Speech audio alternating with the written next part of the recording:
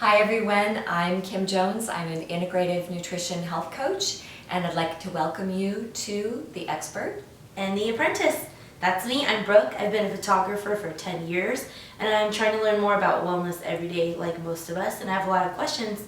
So today we are going to discuss and learn about salt. And salt, it really just seems like something, you don't even think about it. It's in everything, wherever.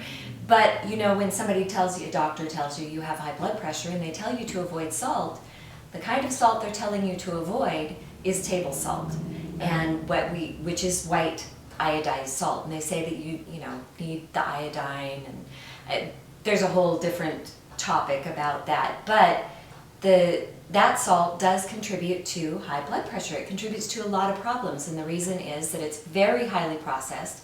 It's usually environmentally contaminated. They use chemicals to process it, and normally salt contains trace minerals that our body needs, that are essential for our bodies.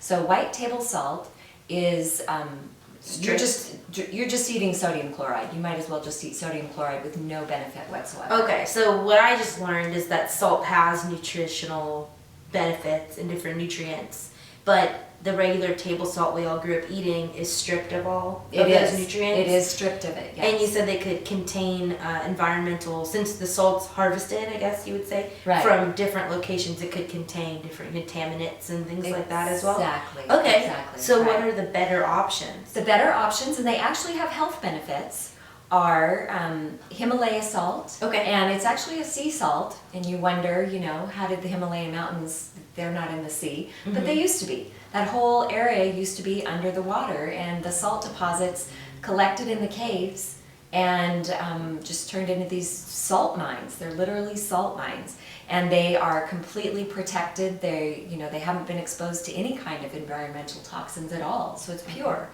And it contains the trace minerals that we are made up of. Okay. They're essential for our body. Interesting.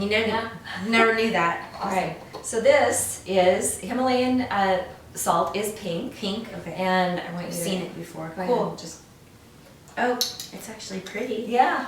It's like light pink.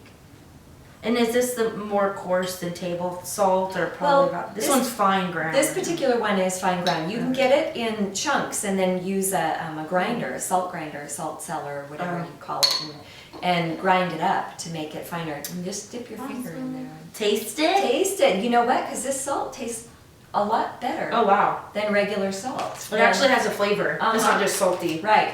It's actually not as salty. No. Yeah. Okay, the next option is Celtic sea salt, and Celtic sea salt is actually off, I guess you call it farmed maybe, off the coast of France, and it is in pure pools of water. They test it and make sure that it's not contaminated from any toxins. This salt is a little different. It is, go ahead and take some of that out of there.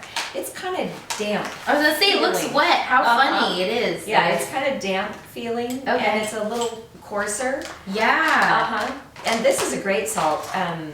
You probably can't see it, but it's sticking together. This is a great salt for cooking with. I mean, they both are great for cooking with, but for like sprinkling it on your food, it's a little coarse. But go ahead and taste that one and see what you think. That's so strange. Wow. This one is saltier, but they still have flavor. Yes. They don't just kind of burn your tongue. Right, Regular right. salt does.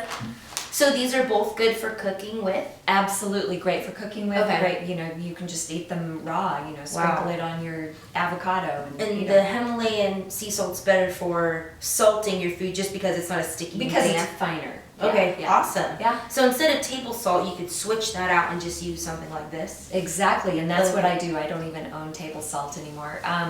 And one place that you're going to find a lot of white, highly processed salt is in packaged and processed foods. So that's a really great way to avoid getting any of this bad health damaging salt into your body, is by avoiding packaged and processed foods. So unless it specifies it uses the salt, assume that it's the bad salt. Right, because on the ingredient it'll say salt or it'll say sea salt. If it says sea salt, you're okay. Much better choice. Good to know. Yeah. So I guess I'll be switching my salt out.